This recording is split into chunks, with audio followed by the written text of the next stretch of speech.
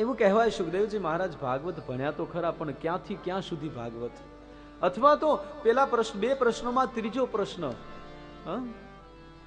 કે પરીક્ષિત ચક્રવર્તી સમ્રાટ હોવા છતાં બધું છોડીને ગંગાને કિનારે આવ્યો શું કામ? આ બે પ્રશ્નોના જવાબ જોતા હોય તો આપણે ક્યાં જવું પડે? મહાભારતમાં. તો આવો આપણે બધા હવે મહાભારતમાં જઈએ. મહાભારતના તો એક એક પાત્ર એવા છે. મહાભારત જેવી તો કોઈ કથા જ નહીં સાહેબ. હા, અદ્ભુત ચરિત્રો. મહાભારતને તમે ટેલિફિલ્મ બનાવો ને તો એ બધા કરતા શ્રેષ્ઠ. અરે બી.આર. ચોપરાએ બનાવી જ હતી ને સાહેબ. આ તમારી સિરિયલો જુઓ ને આની સિરિયલ જુઓ. બી.આર. ચોપરાએ બનાવી હતી. આપણને એમ થાય કે બે ઘડી જોઈએ સાહેબ. મુંબઈની ગાડીઓ, ટ્રેનો ખાલી મળે, સુવાની જગ્યા મળે મુંબઈની ટ્રેનમાં. વિચાર તો કરો. અમે તો નાના હતા ત્યારે, આ તો કેટલા વર્ષ, 15 વર્ષ નહીં થયા હોય મહાભારતને, 15-17 વર્ષ થઈ ગયા છે. પણ આજે પણ કોઈ એમ બોલે મહાભારત એટલે આપણને મગજમાં એની પેલી ટ્યુન આવી જાય. કેટલી તાકાત. અને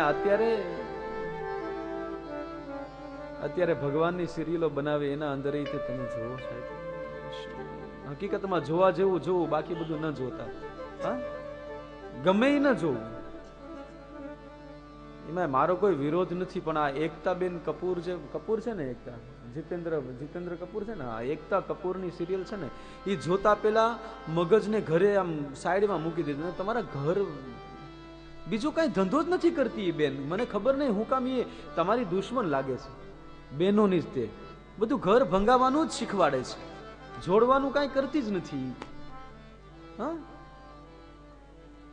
અને ક્યાંથી કોને કેમ કાઢે ને કેટલાને જીવતા કરે ને કેટલાને મારી નાખે. બ્રહ્માજી વિચારે ચડી જાય કે આ દીકરી તો મારીથી આગળ વધી. બ્રહ્માજી જેને એકવાર મારી નાખે એને બીજી વાર સજીવન ન કરે, અને કરે તો બીજું નામ, બીજી જગ્યા, બીજી માં, બીજો બાપ, બધું જ બીજું આપે. અને આ બેન એકને મારી નાખે તો 6 મહિને 8 મહિને પાછો જીવતો કરે. એની માં, એનો બાપ, એનું નામ, એનું ગામ, એનું શેર. બ્રહ્માજીથી એક ડગલું આગળ. આહા. અને પાછા તમારા મગજમાં ઉતરે પણ ખરું. તમને ગમે પણ ખરું. આહા. પેલા તો 5 વર્ષ પહેલા તો ઉપાડો જે લીધો તો, હમણાં તો ઓછું છે, સારું છે. હમણાં તો થોડા બધા મહાદેવ તરફ વળ્યા છે તો સારું છે. બાકી 5 વર્ષ પહેલા તો ઉપાડો લીધો તો કહાની ઘરની. અને હા, સાસ ભી કભી બહુ થી. અરે રામ રામ. સાયરામે એક કવિતા લખી હતી, મને યાદ નથી પણ 2-3 શબ્દો યાદ છે. એ કહું, આંગણામાં રહેલી તુલસી એને કદી પૂજે નહીં, પણ તુલસીના પ્રેમમાં ગાંડી. એટલે ઘરે તુલસી હોય, સવારમાં ઊભી થાય એને પાણીનો લોટો ન ચડાવે, પણ 9 વાગે તો ટીવીનો રિમોટ હાથમાં લઈ લે, તુલસી બેન આવશે. એ તુલસી પતે પછી કોણ આવતું કે એની પેલા આવતું? પાર્વતી બેન. હા, એ પાર્વતીને પૂજે, શંકરને મૂકી તડકે. શંકર એટલે એનો પતિ. સવારથી કામે ગયો હોય, 9 વાગે ઘરે આવે, બિચારો આખો દિવસ ટિફિન લઈને જાય. એ ઘરે ટિફિન લઈને આમ એન્ટ્રી કરે ને અહીંયા પાર્વતી બેનની એન્ટ્રી થાય ટીવીમાં. એટલે સોફા ઉપર બેઠા બેઠા કે ત્યાં ગેસ પાસે બધું રાખ્યું છે, રોટલી ગરમ કરીને જમી લેજો. સામુય ન જોવે. એ પાર્વતીને પૂજે, શંકરને મૂકી તડકે. લાગે છે બહેનોને એવું કે છે કોઈ મારા જેવું. સિરિયલ જોવા બેસો ને ત્યારે તમને એમ થાય કે આમાં મારા જેવું જ કોક છે. એટલે ઓલી 200 રૂપિયાની નોર્મલ સાડી ન પહેરો. કેમ? 800 રૂપિયા વાળી આપણે પ્રેરણા સાડી પહેરશું, તુલસી સાડી પહેરશું.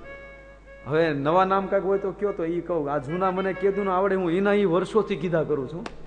2-5 વર્ષ પહેલા નામ મેં જાણેલા, આવડા છોકરાઓ મને કીધા હતા, હું ત્યારથી એના નામ હકારું. નવા આવે તો કેજો. છે કોઈ નવું નામ?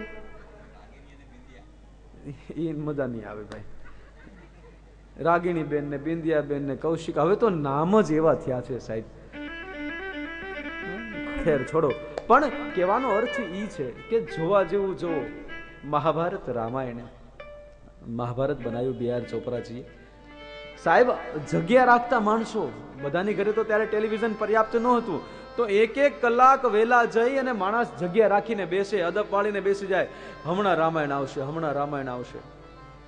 જેમ સૌરાષ્ટ્રનો એક વતની હોય એ હેમુભાઈ ગઢવીને સાંભળવા માટે રેડિયો ઉપર અડધી કલાક રીંગણાની ખેતી કેમ થાય એ સાંભળે, એવી જ રીતના મહાભારત માટે આપણે બધા જ ભણેલા માણસો એક કલાક એડવર્ટાઈઝ ને ટીપુ સુલતાન જોતા હતા. જોતા કે નહીં?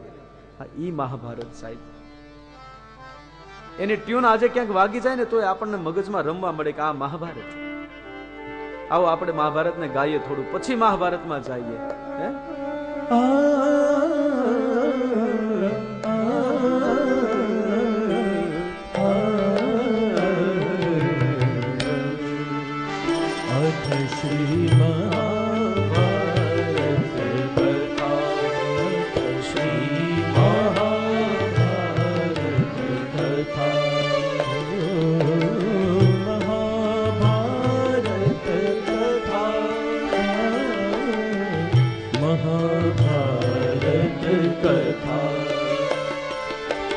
कथा है पुरुषार्थ की है, स्वार्थ की परमार्थ की, सारथी जिसके बने श्री कृष्ण भारत पार्थी,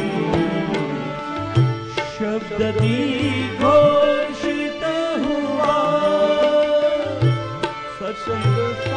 थक सर्वदा,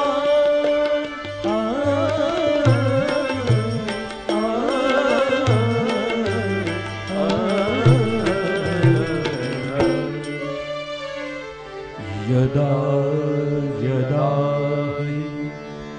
धर्मस्य ग्लानिर्भवति भारत, अभ्युत्थानम् अधर्मस्य तदात्मानं सृजाम्यहम्, परित्राणाय साधूनां विनाशाय च दुष्कृतां, धर्म संस्थापनार्थाय संभवामि युगे युगे।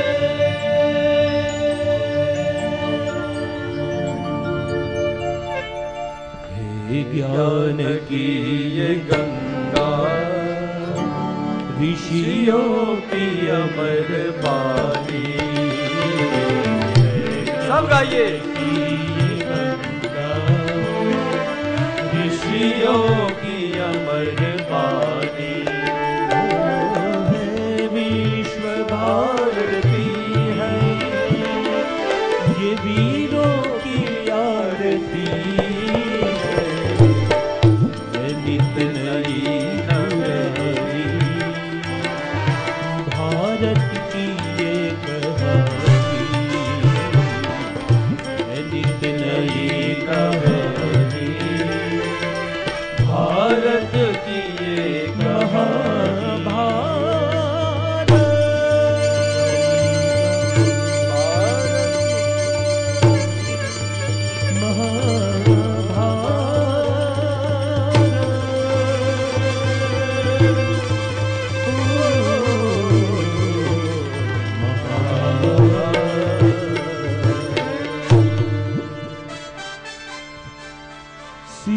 सीखवंत बीते युगों से नए युग का करे स्वागत, करे स्वागत, करे स्वागत, करे स्वागत।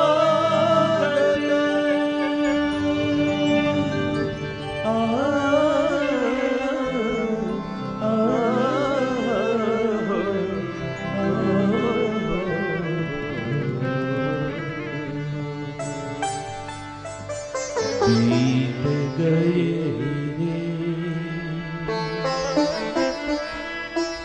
दिन प्रतिदिन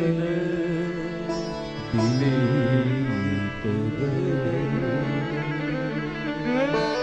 तो गए दिन प्रतिदिन बीत गए वो दिन बीत गए. એ મહાભારત સાંભળીએ તો ઉભા રહી જઈએ. એ મહાભારતમાં આપણે જવું પડે. પરીક્ષિતજીના જન્મની કથા સાંભળવી તો વ્યાસજી મહારાજે ભાગવતની રચના કરી, આંખ બંધ કરીને દ્રશ્ય જોયું. છેલ્લું દ્રશ્ય જે દેખાયું ત્યાંથી ભાગવતની રચના કરી. અને જે દ્રશ્ય દેખાયું એ મહાભારતનું છેલ્લું દ્રશ્ય, આમ તો યુદ્ધનું છેલ્લું દ્રશ્ય.